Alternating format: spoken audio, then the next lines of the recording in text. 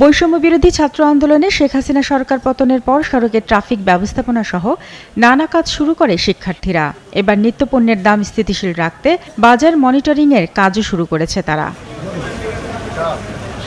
এরই মধ্যে ভোক্তা সংরক্ষণ অধিদপ্তর কর্মকর্তাদের সঙ্গে বৈঠক করে সম্মিলিতভাবে বাজার মনিটরিং ব্যবস্থা জোরদার করেছে শিক্ষার্থীরা। প্রতিদিনই মানিকগঞ্জের কোনো না কোনো বাজারে তদারক করছে তারা।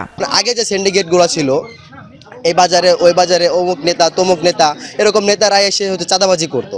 সো সেই চাঁদাবাজির কারণে এই পণ্যগুলোর হচ্ছে দাম বেড়ে যেত।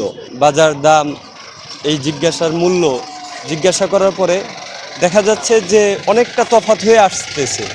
যে জায়গায় আপনার 50 টাকা সে জায়গায় আপনার 30 টাকার মূল্যে চলে আসতেছে। আমরা ভোক্তা অধিদপ্তর মানিকগঞ্জ জেলা শাখার সহায়তা নিয়ে আমরা ছাত্ররা বাজার মনিটরিং করছি, যেন সাধারণ মানুষ সঠিক মূল্যে ন্যায্য মূল্যে দামটা পায়। নিয়মিত বাজার মনিটরিং থাকলে পণ্যের দাম নাগালের বাইরে যাবে না বলে মনে করছেন ক্রেতারা। আগের অবস্থা থেকে এখন বর্তমানে সবজির দাম অনেক কম।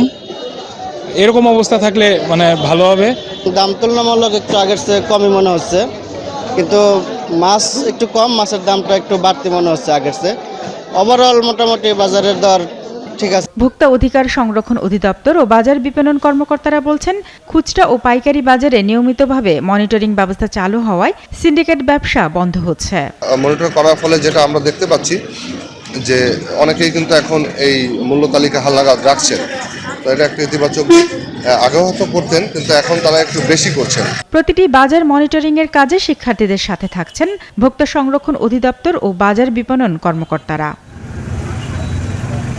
শারমিন স্বপ্না, ৭১।